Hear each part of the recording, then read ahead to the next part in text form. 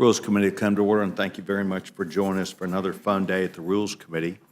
Today we will be considering H.R. 2842, the Accelerating Individuals in the Workforce Act. This legislation provides an innovative solution to help Americans looking for work to get back on track by encouraging employer-led partnerships to hire recipients from the Temporary Assistance for Needy Families, or TANF program, and by providing recipients with high-valued work experience and on-the-job training, including apprenticeships. We need to include people that are trying to go make their life better. By increasing the number of low-income individuals, including welfare recipients, to the workforce, H.R. 2842 will benefit, I believe, all Americans by reducing welfare spending, saving taxpayer dollars, but more importantly, adding value to people's lives who want to be a part of the workforce to better their life and to help encourage their families to be more successful.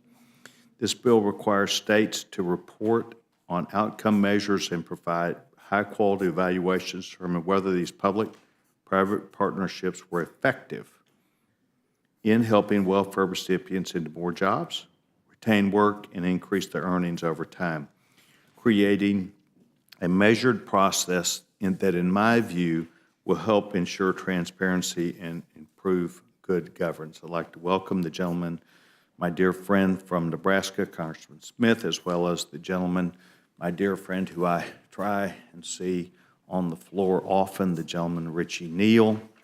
To our first panel, without objection, anything you have in writing will be entered to the record. I'm delighted that most of you are here, but before we go to you, we're going to defer to the ranking member, the gentlewoman from New York, for any comments that she would choose to make. Gentlewoman is recognized. Thank you very Yes, much, ma'am. Mr. Chair, and I have no questions, but welcome both of you.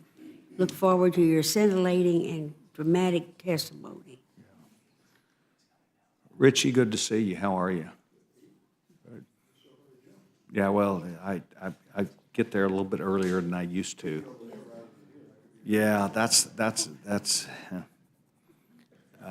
we have a joke with each other about dental floss, and I told him, only floss the ones you want to keep. So when he sees me occasionally, he wants to know if I am, and I can tell you, look at that smile, he's keeping the teeth he wants. And Mr. Neal and I, he is a good man, and we've enjoyed each other over the years, but despite that, we still pray for each other's success to keep going. So thank you. I'm delighted that you're here. We're gonna let the gentleman from Nebraska lead the discussion. The gentleman's recognized. Thank you, Chairman Sessions, Ranking Member Slaughter, and members of the Rules Committee. Thank you for having me here today to talk about H.R. 2842, the Accelerating Individuals into the Workforce Act.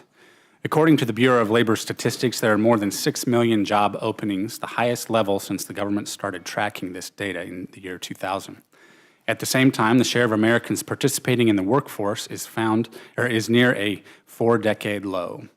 Moving welfare recipients into employment is a central goal of the Temporary Assistance for Needy Families program, or TANF, yet only half of all TANF recipients receiving cash assistance are working or preparing for work. Some TANF recipients have a difficult time transitioning from welfare into a job, so these types of on-the-job work experiences aid in the transition. The same goes for employers who may be reluctant to hire welfare recipients with limited work experience or other barriers to working. So the question is, how can we bridge this gap? How do we connect out-of-work Americans with all of the employers who want and need to fill job openings? H.R. 2842, sponsored by Congressman Curbelo and Davis, encourages employers to work with state and local agencies to hire TANF recipients. States would only be able to use this money to provide benefits to those who are working, providing paychecks in lieu of benefit checks, a key tenet to welfare reform. Employers would take the lead by partnering with state and local agencies to hire TANF recipients, providing recipients with highly valued work experience and on-the-job training, including apprenticeships. Earn and learn models help people become familiar with the workplace, gain needed skills, and certainly, very importantly, earn a wage. The bill reserves up to $100 million for 1 year from the TANF Contingency Fund, which has already been extended through the end of FY 2018 to subsidize up to 50% of a TANF recipient's wage for no more than 12 months. 15% of the funds would be set aside for career pathway programs, which combine work, training, and other supports to help individuals enter the workforce and move up the economic ladder. And finally, high-quality evaluations would be used to determine whether these public-private partnerships were effective in helping welfare recipients move into jobs and retain work. There is broad support from the employer community for helping low-skilled Americans gain on-the-job experience. And there is plenty of support here and across the country for support tying government assistance to work or work preparation requirements for those who are able-bodied. Decades of experience tells us the most effective anti-poverty program is a job. It is helping low-income Americans earn success through the dignity of work. I thank the members of the Rules Committee for their consideration and would be happy to answer any questions you may have. Congressman Smith, thank you very much. Mr. Neal, we're delighted that you're here. Thank you, Mr. Chairman, and Gentleman's recognized. Ranking Member Slaughter, and I appreciate this opportunity to discuss H.R. 2842, the Accelerating Individuals into the Workforce Act, which I fully support. The bill would fund demonstration projects to explore approaches that subsidize employment or combine work and training to ensure that low-income parents receiving temporary assistance for needy families can get good jobs to move their families into the middle class. Democrats have long supported these approaches, and research shows that they can be very effective. Although modest, this bill represents significant bipartisan collaboration, and it's certainly a step forward. The bill, as reported from the Ways and Means Committee, includes 3 Democratic amendments, 2 of which we proposed last time this bill was considered in the committee during the 114th Congress, when it was sponsored by then Congressman Dole, and one that we adopted last week. The amendments ensure that all demonstrations would be guaranteed to offer subsidized workers opportunities and would not displace any current employees, and a portion of these funds would be set aside to test career pathway programs, which have shown great success in combining work training and supports like childcare to help individuals enter the workforce. Thanks to an amendment we adopted last week, at least one of the demonstrations would include apprenticeships programs. While I support the bill, I would be remiss if I did not take the moment to point out that the bill does not address the ways TANF is failing families, a failure which certainly would not be solved by the Trump administration's proposal to arbitrarily cut TANF by $22 billion over the next decade. TANF currently serves only about 1 in 4 poor families, and states spend less than half of the TANF funds on TANF's core purposes, which include work, child care, and assistance to families. Specifically related to H.R. 2842, TANF puts states at risk of financial penalties if they help too many parents upgrade their education or skills, including participation in programs that H.R. 2842 proposes to support. We support this bill to gather additional evidence of what works to help struggling parents find good jobs and move out of poverty.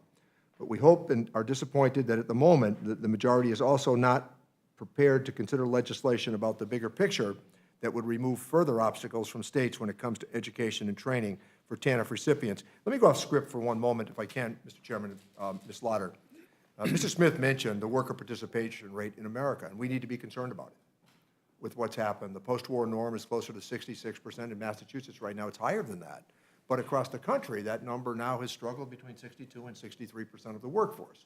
So that doesn't account for the 8 million people who have left the workforce in the aftermath of the recession, and we really don't know where they are. But the accompanying statistic data, which I think is terribly important, goes like this. In New England right now, the smallest geographic part of the country, there are 20,000 precision manufacturing jobs that go unanswered. And that average salary is $66,000 a year. So apprenticeship programs, community college training, vocational school opportunities, all of that could be included if we take some of the rigidity out of what we might do for training and opportunity for people who really do want to get out of a certain lot in life if given the opportunity. So I think that as we have this debate about what college means in America, I think there's an opportunity here to discuss also what vocational training means. And the idea that perhaps not everybody needs to go to college because America needs a lot of welders and electricians and precision manufacturers. And I think the old notion that precision manufacturing was dark and dank is of a different generation and a different age. And I think that what we're doing here is saying that we need to experiment a little bit. And the two parties have been able to come together in the past on this notion that let's raise the aspirations of the American people by creating certain opportunities for them in the workforce. I would agree with what Mr. Smith said. The best way to help to begin that chain of events is really the idea that people want to go to work if given the opportunity. And I think that's where we should find agreement on experimenting with TANF, with the understanding that certainly not at the end, but instead at the beginning. Thank you, Mr. Chairman. Thank you, Ms. Lauder. Mr. Neal, thank you very much. Look, I want to go off script too.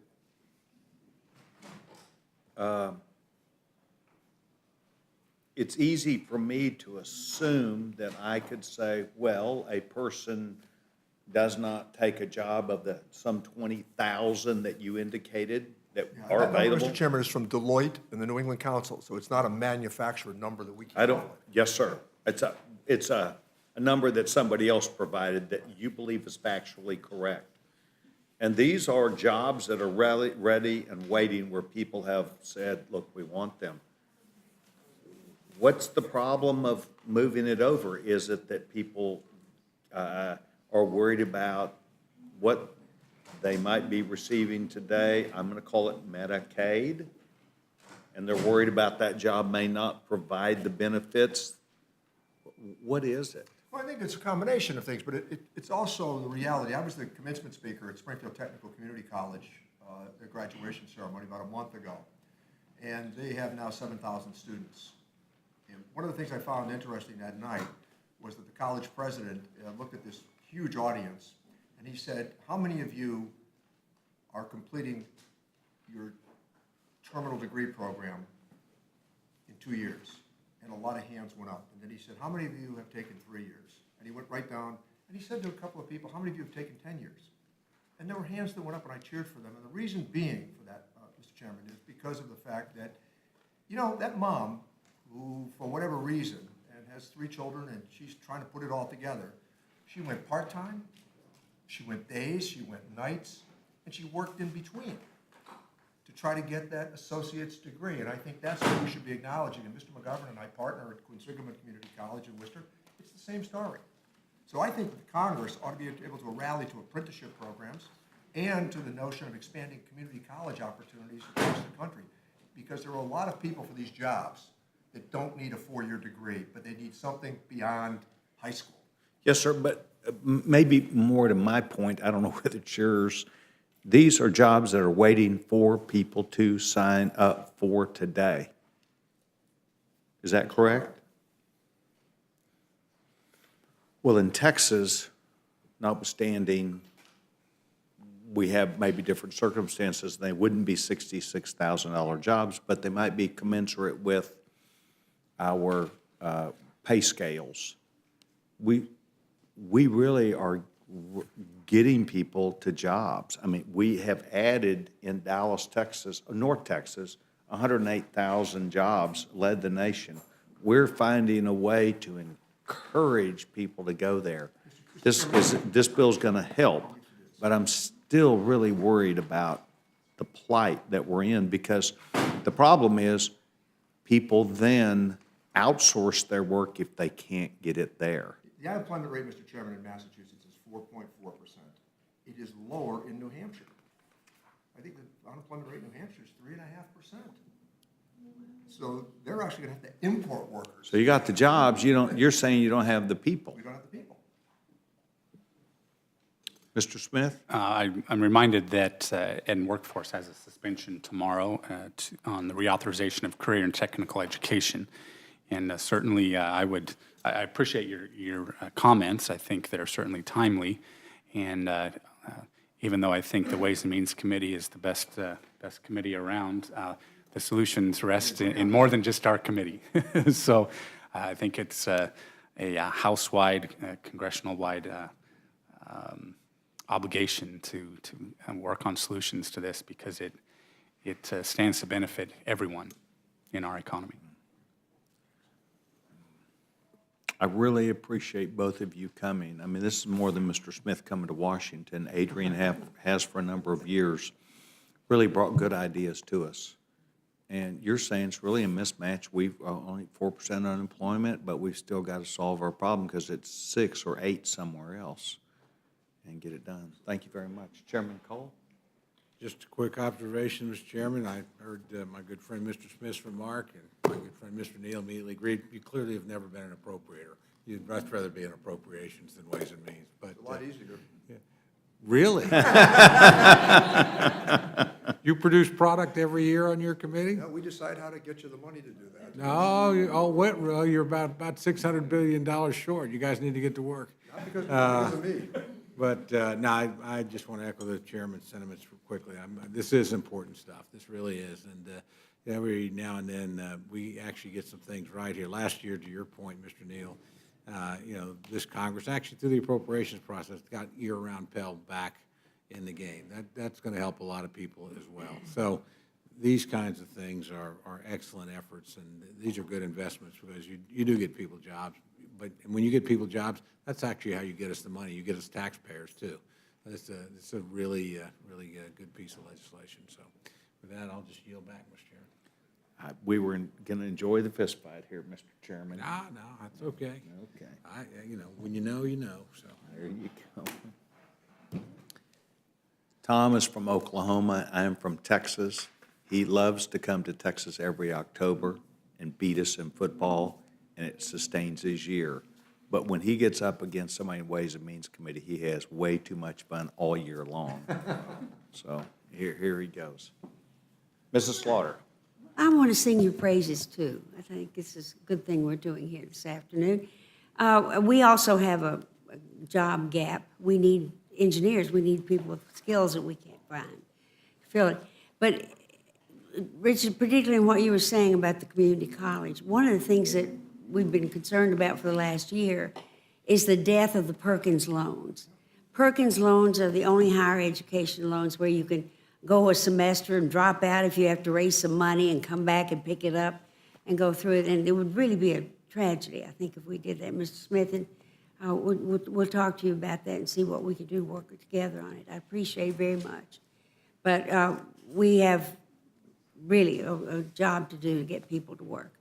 So that, I don't think we serve with I don't think we serve with Perkins Senior, but the two of us served with Perkins Junior. And no, we knew his father, yes. But it has been an extraordinary thing. The state of New York system is a necklace of colleges. It's not just one big campus. And we had a press conference one day talking about the Perkins loans, and 3 of the SUNY professors who were deans of those schools had all gone to school on Perkins. And it works because they want to go very desperately to do it, because sometimes it can take them years to do it. But that Perkins loan it would be really un-American, I think, to take that one away. But thank you both for coming here with us today. I like it a lot. Thanks. Thank you very much. The gentleman from Louisville, Texas, Dr. Michael Burgess. Thank you, Mr. Chairman. And maybe we can just stay off script for another minute. Like you, Mr. Neal, I have, it's actually a high school in the district that I represent, and an independent school district created an advanced technology center now about 15 years ago. They did it all with locally raised money. There was no federal nexus to the funding of this. And it is the aggregation of, what I used to think of as shop and woodworking in high school, so the technical skills. The kids are taken there from their home campus. Part of the deal is you got to stay in school. Part of the deal is you got to keep your grade point average up to a certain level.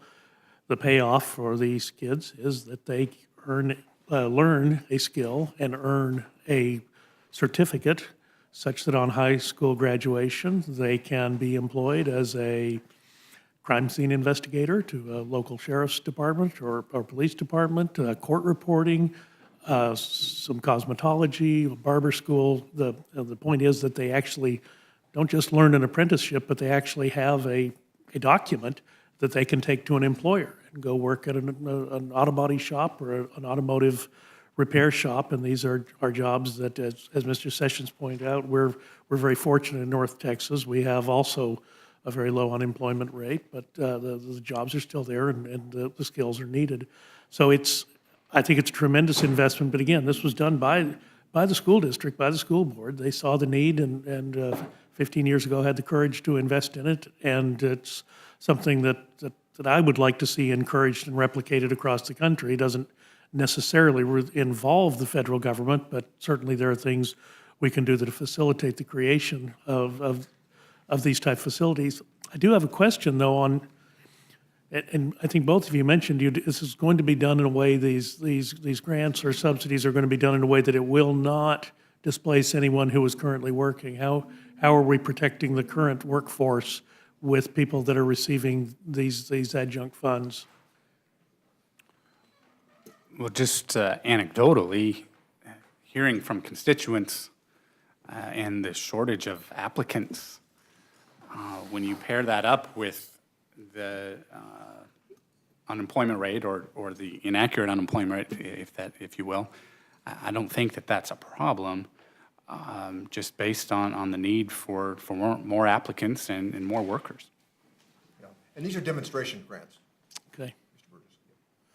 But that paycheck is subsidized by the grant, and so there is a competitive advantage that person would have over someone who doesn't have the availability of a grant. I suspect these are more inclined toward the entry-level end of things. And then let me just ask you one last question. I shouldn't presume anything, but these only would be available to United States citizens, is that correct? I would hope and expect. Yes. I mean, are there guardrails and safeguards? Technically, yes, based on a previous policy. Thank you, Mr. Chairman. I'll yield back.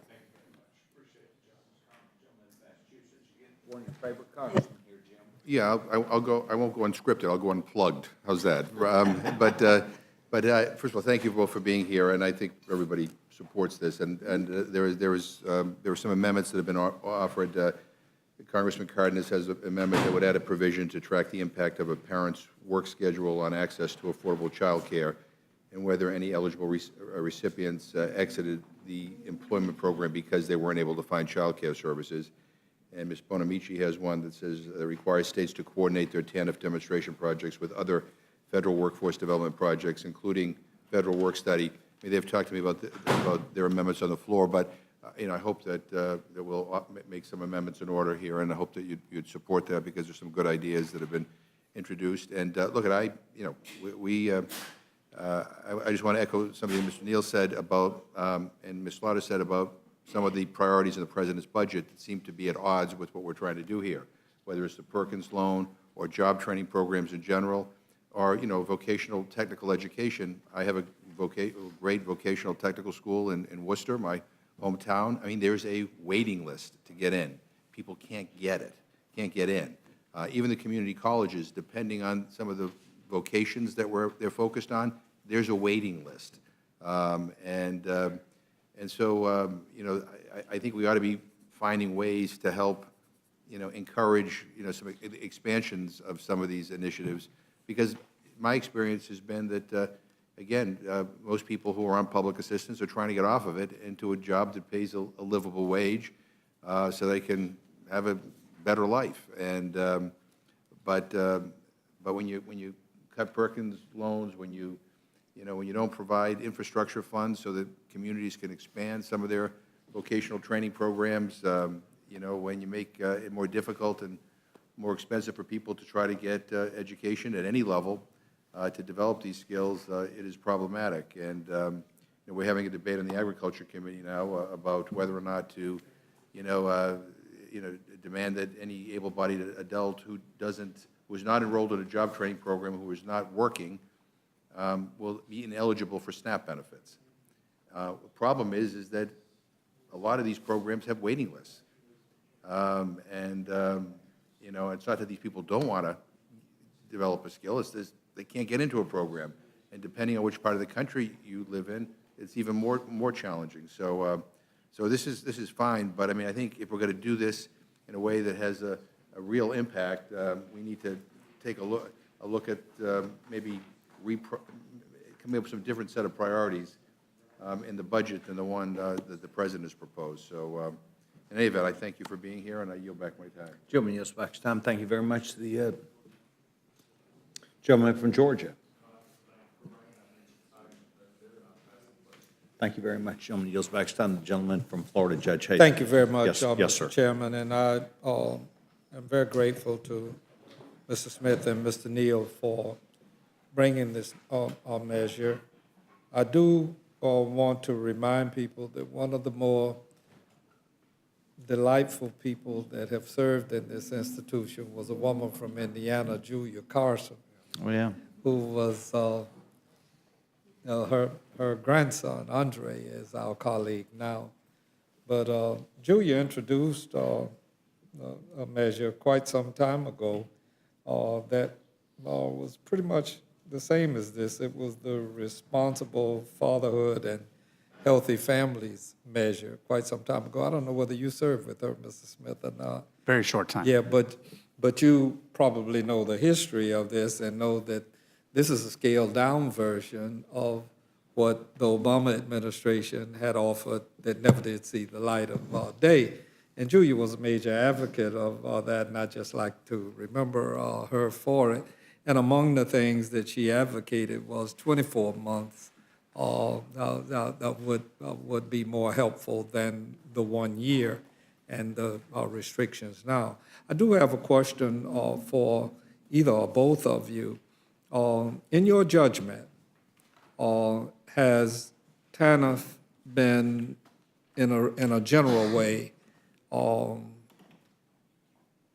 a success or a failure? And I'm not talking about Massachusetts or Texas. I'm talking about the United States of America. I think briefly it has been a success. It's not the answer for everything, obviously, but I think there are some examples around the country where it does point to success. Well, if it's been such a success, why is it only 8% of the TANF funds are utilized in the country? I couldn't speak to all of those details, but and I'm always looking for a better way of doing things in terms of looking for alternatives. I will point out that this proposal is really to instruct future policy, that we can gather data where we currently lack it and make decisions from there, whether it's a different time frame or whether it's a different approach, whether it's a different number of dollars, so that we can obtain that data first and move on from there. I kind of generally agree with that, but I think that there is sufficient data showing that if you get yourself an education that leads to some credentialing, then you're likely to be successful. But my experience has been that a lot of the states divert TANF funds, and therein lies a part of the problem. Would you both agree with me that in order for even this pilot program to be successful, and I've said pilot, this program as offered to be successful, would require a childcare component? Mr. Neal? Yeah, I think you're right on target, Judge, because one of the things that came out of the 96 Act, I was here, I chaired the Democratic position on that. Right. And the 96 Act, people tend to forget that there were a series of mitigating circumstances that were attached to that act, including transportation assistance. That's There was right. job training. There was childcare. Right. There were more stiff requirements about how one would leave their home. And so there were a lot of attending issues. And I know that it's always easy in the rearview mirror to debate what didn't work, but substantially, most of it did work. Yeah. And I think one of the problems we've had is trying to track what happened to some of the people who were involved. And when I, just back to that worker participation rate number that I used before, in the aftermath of the recession, there are 8 to 9 million people who perhaps exhausted benefits, and we don't even know where they are. Precisely. And I think trying to get them back into gainful employment, where we all have a vested interest in easing the path to work in America, would be a good idea. Right. And we could continue this discussion ad infinitum. $100 million isn't going to get us where we need to be, and I recognize it as a start. But the simple fact of the matter is that we're in serious trouble in this nation when it comes to employment.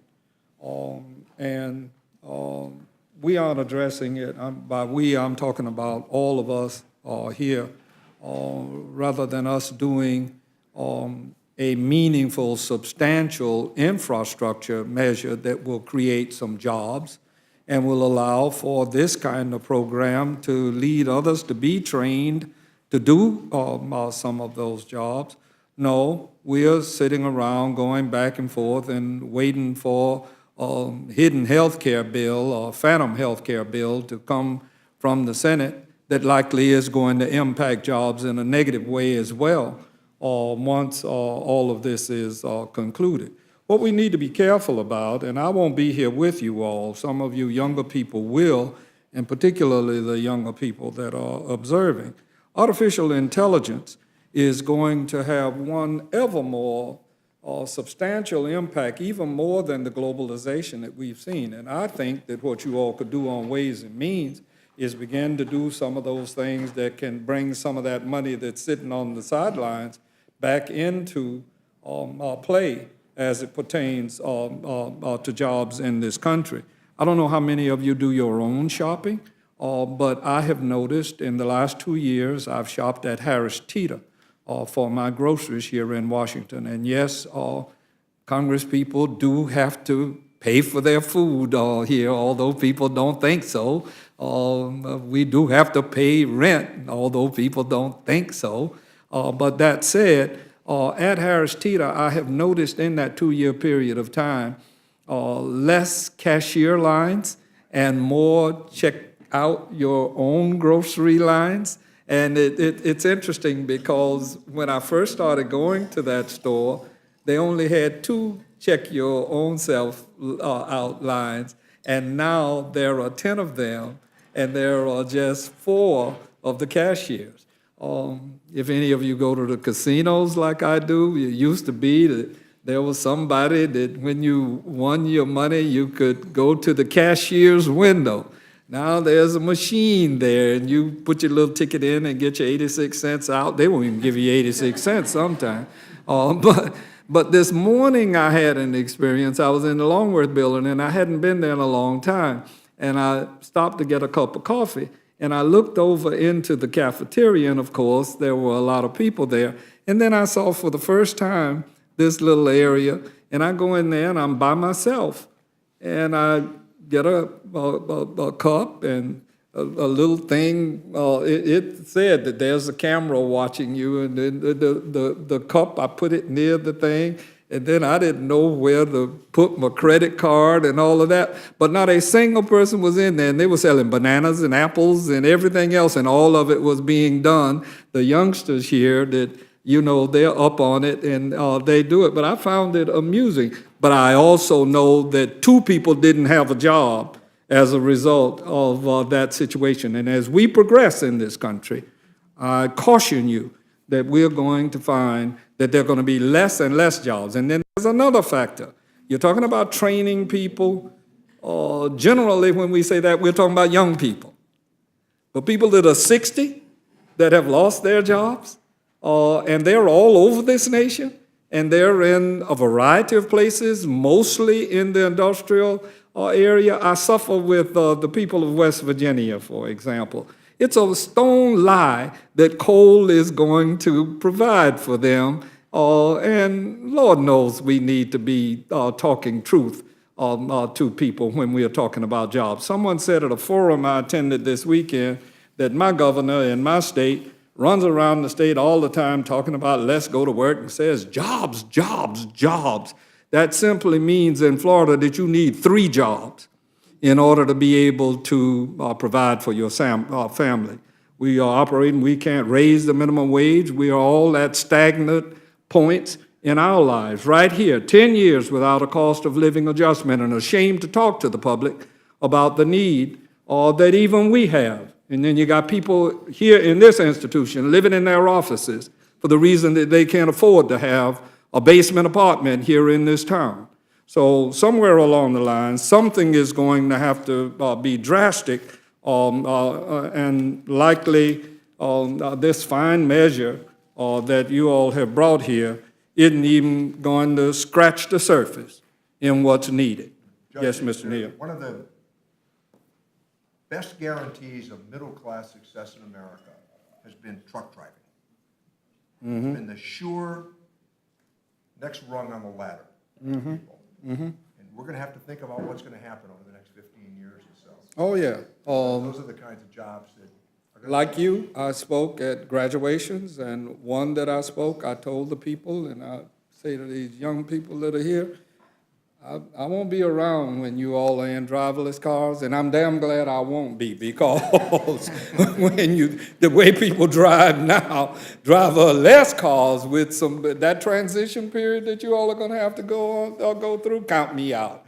Glad I'm gone. Have at it. I yield back, Mr. Chairman. Gentleman yields back his time. Judge, we're going to miss you, by the way.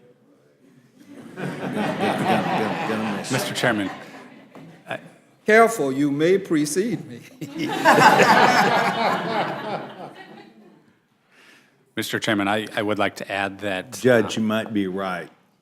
And for that, I enjoyed the morning when I got up and walked in here, and I enjoyed the day. And I think this is a point that all of us need to do. And you're while you are a little bit older than I am, you need to learn how to smell the roses. But I'll tell you what, we can all still have fun with each other, and you do have fun with me, and I enjoy that a lot. So at my demise, at my funeral, I hope you'll come tell a joke or two. And enjoy it too, by the way. Mr. Chairman, I was at a funeral and walked up to the open casket, and this is before the ceremony, and a buddy of mine walked up behind me, and he said, "Man, you losing your hair." I said, "Yeah, but the guy in that casket, Michael, has a full head of hair." So be cautious. Yes, It's a sir. day-by-day thing. Yes, sir. Yes, sir. I was just going to tell you, I will miss you, though. And to the question on Yes, sir. childcare, TANF recipients do have access and actually priority to assistance for childcare. Good. Thank you very much. The gentleman from the state of Washington, Mr. Newhouse, is recognized. Mr. Chairman, thank you. Just let me say that I thoroughly enjoy listening to Judge Hastings go on about his experiences, and always learn something. But I would offer just a little bit of humble advice. If you're only pulling out 86 cents from the cash window, you maybe ought to think of another hobby. Let me just say to Mr. Smith and Mr. Neal that this is a great example of what can be accomplished when we put our heads together and work together. So I appreciate your bringing a bill like this to us today. I don't really have any big questions, but I did want to see if you could clarify for me. $100 million maybe isn't a lot, especially if you've been in D.C. for a while. It doesn't sound like nearly a lot of money, but still, that plus 15% of other programs that are involved in the TANF program and have been. Could you help me understand what, let's see, that money has to come from something that's being funded already, or being currently funded. And so there's always a give and a take. This is a good program. I support what you're doing here, but what are we giving up in order to do this? Well, it's already been pointed out that, states use TANF funds differently. States are not engaging in this approach right now, whereas previously we know that they did. And if we can trigger more of these partnerships and get people back to work, this is a transitional deal, but effectively no fiscal impact. Now, how states would choose to use their existing TANF funds, I mean, it would be a number of different ways. Yeah, it's from within, Mr. Newhouse. So it just gives a little bit of flexibility and some experimentation for some demonstration grants. And it's essentially from the same dollars that have been appropriated. Okay, that helps. Appreciate that. And like I think Mr. Smith said, that the best way to fight poverty is with a job. And so appreciate both your efforts in bringing this forward and look forward to supporting it. Thank you, Mr. Chairman. Gentleman, just back time. Thank you very much. Ms. Cheney? Ms. Cheney does not seek time. Okay. Look, I'm going to ask one simple question. I think I'm going to ask it fairly. Mr. Smith, is this a bipartisan jobs bill? Yes, it is. Mr. Neal, is this a bipartisan jobs bill? Then both of you have not only done service to the country, but you've done service to each other. And I think that it's been everybody's observation, especially the last week, that we need to find ways, when possible. We sit up here and people bring us work. We don't seek all the work we get. People bring it to us. You both have not only done better for yourself, but you've enriched your job today, and I want to thank you both very much. Thanks, Mr. Chairman. Yes, sir. If you'll please make sure you remember, Richie, anything, and Mr. Smith, anything you brought in writing for also stenographer, she would appreciate it. Thank you very much. Okay, we now have panel two. The gentleman, Mr. Davidson, one of our new members who is from Ohio. Mr. Davidson, as you'll recall, took Mr. Boehner's place, and was elected, and came up here, and I believe this is your second time at the Rules Committee, Mr. Davidson? Yes, Mr. Chairman. We're counting, and we told you last time you did well enough to get invited back. I hope you know that we really appreciate not only your service, but you taking time to come to the Rules Committee to sell your ideas. And without objection, anything you have in writing will be entered the record. The gentleman is recognized. Thank you, Mr. Chairman. Thank you to the full committee, and it's an honor to speak with you today. Mr. Corbello found this bill before we can get to it, so I think it's a good bill. I'm excited that we're going to move it through and have an opportunity to vote on it. We did see one opportunity to improve it, however, and it really is about data. So part of the demonstration project is to collect data. The bill provides for that. The amendment we're offering seeks to add one data point. So the most meaningful solution for poverty is a job. There's great dignity in work. But part of showing that someone has really escaped the trap that they've been in with poverty is to say that, well, they're not just off of this program, they're out of the safety net. And so we're asking that we add a line item F that specifies the number of eligible recipients who received a subsidy who concurrently received other federal or state means-tested benefits during their subsidized employment. So there's a large number of working poor. How many people fall into that category? To the reference to say you need lots of jobs because you need more than one job sometimes. How many people does that include? And so when we look, our office is working on another solution that I'd love to come for you and hopefully find a way to get to the floor for the whole bill called Welfare BRAC. We've picked up on the data that's been there. 92 means-tested programs spend nearly $850 billion. Solutions like this that really engage and grow the workforce, I think, are critical because it meets the labor market demand that's out there. We're having a hard time keeping up with a 1% growth rate in our economy. Certainly in the 8th District of Ohio we are. And would love to see the economy growing at a faster rate. So getting these folks out of the situation they're in and into meaningful jobs is critical. And really, when you look at which programs people are connected to, how is this connectedness happening? Collecting that data should help solve the problem. That's what I did before I got here is manufacturing. Solve problems is a common denominator in both places, and the key to doing it is data. So I'd ask you to consider this amendment in order. It is germane. It is just one more data point in the collection, and it again asks to say what other programs are these folks signed up for. With that, I yield back. Great, gentleman. Yield back. Tom, thank you very much. Mrs. Slaughter? No questions. Thank you very much. Thank you. McGovern? Judge? All right, sir. Thank you very much. Mr. Chairman? Is any other member of the committee interested?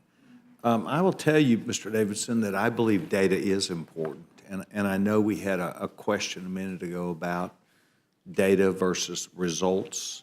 But I think the data does suggest that where we do take people who are on government assistance and actually show a willingness of this nation to have processes and procedures, not that cater to them, but that include them, is a valuable resource. Your evaluation of the bill as an outside person who has just come in from manufacturing, tell me what you think about this bill from a perspective of a gentleman who was in the business, who was in manufacturing, who needed people, and who was in Ohio. What do you think about this bill? And I know you mentioned that you want to add to that, but take this bill. What do you think about it? Thank you. And what we liked about the bill in our office is that when we go around and talk to people, they're experiencing the same thing that I experienced when I was operating the companies. It's very hard to find skilled people. It's very hard to find even entry-level people.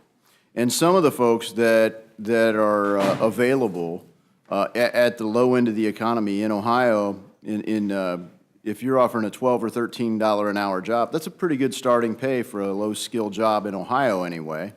But if you've got that as the only income in a household, say you've got a single mom, one child at home and a mom, that's hard to make ends meet. So sometimes those folks are signed up for a number of programs, and in some cases there's a reluctance, this is a different issue, to step out and go into the workforce because you may find that you disqualified for some of the programs out there that were more secure. So it is a step forward to come out and engage in the workforce. And the thing I like about this is it does promote that. Step out from any other programs that you're involved in, and that's part of the curiosity with the data. What other programs are helping these folks get by week to week, paycheck to paycheck? And so they step into the job, the employer can come in and work to kind of have that blended transition, and I think that on-ramp, off-ramp path is something that offers some hope for having a transition out of the safety net into the workforce, and that's something that I think may be complicated to comply with for small companies. I'm interested to see how in a demonstration program this scales. I was just at a Job and Family Services, what we call them in Ohio, county office that helps administer programs like this, and talking about how we can do additional reforms. But that path to being able to blend into or out of a program is something that I think offers a lot of potential. Mr. Davidson, I want to ask you one more question. Do you consider this a bipartisan jobs bill? From what I've seen so far, absolutely. Well, we're going to take not only your time that you've spent with us, and I know you were here for some period of time, but a person who's directly out of the workforce, new member of this body, person who cared very much about people, getting them not only to support your business, but the families that came along with that. I'm going to take this as an idea that we should build on. So I encourage you to keep going on your bills that you want to keep doing. You mentioned coming up to the Rules Committee. We appreciate you. We appreciate you not only for your service to this country, but what you bring as a byproduct of that with your knowledge from the free enterprise system. We appreciate you a lot. If you'll please make sure that whatever you brought stays for office and stenographer, that'll enable her to get her technical job done too. Thank you, Mr. Chairman. Thank you very much. Thank you all. So any other member that would seek to come give testimony to the Rules Committee, H.R. 2842, Accelerating Individuals in the Workforce Act? Seeing none, this now closes the hearing portion of H.R. 2842, and the chair will be in receipt of a motion from the young chairman from Oklahoma. Mr. Chairman, I move the committee grant H.R. 2842, the Accelerating Individuals into the Workplace Act, a structured rule. The rule provides 1 hour of general debate, equally divided and controlled by the chair and the ranking minority member of the Committee on Ways and Means. The rule waives all points of order against the consideration of the bill. The rule makes an order as original text for the purpose of amendment, an amendment in the nature of a substitute consisting of the text of Rules Committee Print 115-22, and provides that it shall be considered as read. The rule waives all points of order against the amendment in the nature of a substitute. The rule makes an order only those further amendments printed in the Rules Committee report. Each such amendment may be offered only in the order printed in the report, may be offered only by a member designated in the report, shall be considered as read, shall be debatable for the time specified in the report, equally divided and controlled by the proponent and an opponent, shall not be subject to amendment, and shall not be subject to a demand for division of the question. The rule waives all points of order against the amendments printed in the report. The rule provides one motion to recommit with or without instructions. Finally, Section 2 of the rule provides that it shall be in order at any time for the legislative day of June 22nd, 2017, for the Speaker to entertain motions that the House suspend the rules as though under Clause 1 of Rule 15 relating to the bill H.R. 2353, the Strengthening Career and Technical Education for the 21st Century Act. I thank the gentleman from Oklahoma. You've now heard the motion from the chairman from Oklahoma. Is there addition, or is there any, I can't even talk today. Do you wish to bring any motion, any amendment to that? Thank you very much.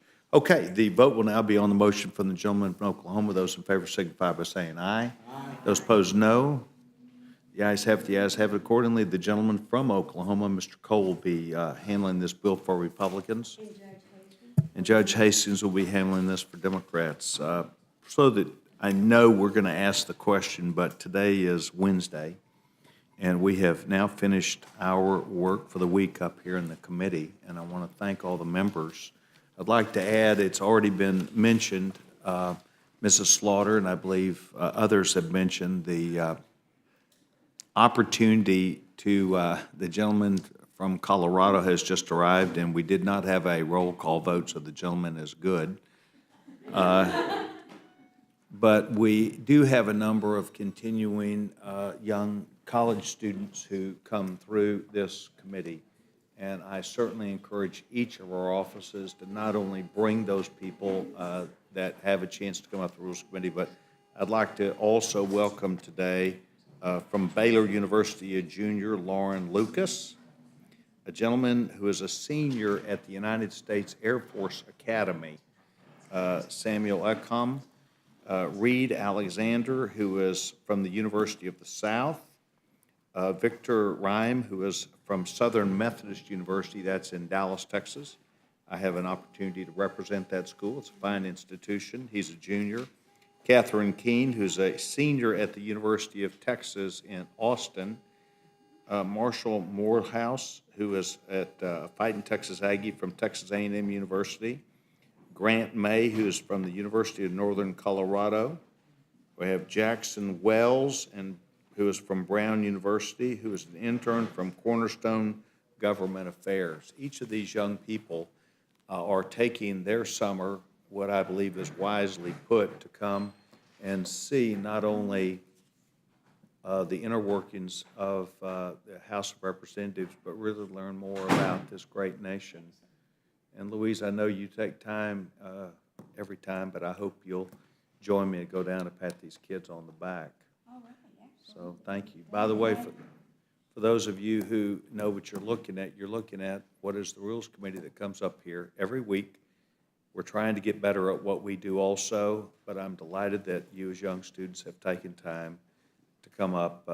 We've got lots of things that we have ahead for the summer, lots of work to do, but we try and make progress. And today you saw a bipartisan jobs bill at the Rules Committee.